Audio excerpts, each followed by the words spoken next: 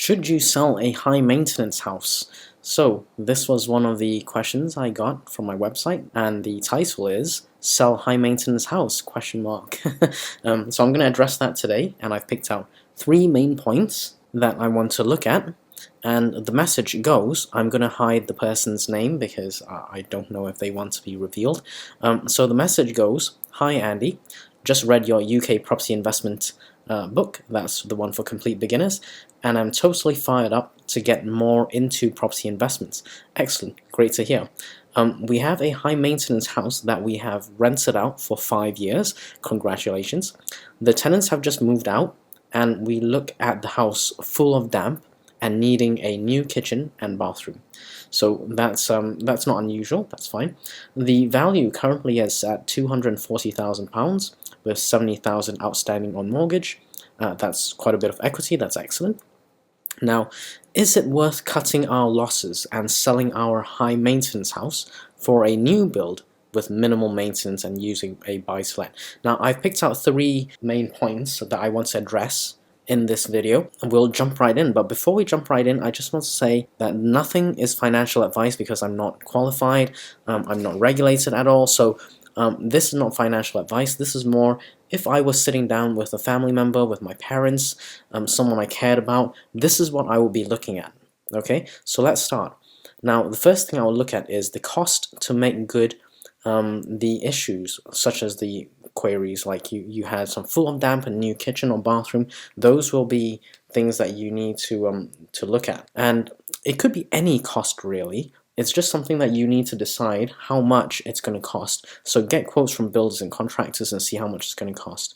High maintenance house is subjective, and that's okay. But if you are short on time, or you don't have or don't want to deal with some of these things, you may consider outsourcing to reduce the maintenance. So for example, this is what I do personally. I outsource to an agent to manage my rental properties, and I periodically go and check. So you then make sure that people don't let the damp get too bad, for example, or maybe there's some maintenance that you need to do that you can do very quickly without it getting to such a state of disrepair where you have to completely refit a kitchen or bathroom. Okay, so those are a couple of things to keep in mind. Now, once you've actually done up the property to a decent standard, of course, it doesn't have to be, for example, the Ferrari of rental properties. You can do it up to a decent level, and you can charge the market value for rent, or maybe slightly higher to reflect the quality that you've done the property up to. So I don't know if over the 5 years you've been raising your rent.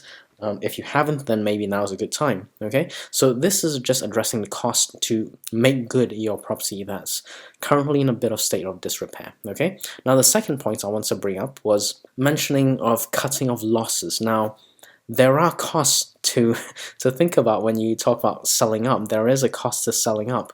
Now, these costs will include legal fees and capital gains tax, and also maybe agents' fees for selling your property if they help you sell that. Okay, so you need to consider these costs. And also, more importantly for me, is will you encounter these problems in the future? So if you're going to buy future properties and buy to let, you may encounter same or very similar problems, in which case it may be worth you learning to deal with these problems so that you're smarter and wiser for future investments. Okay, so that's just something to consider.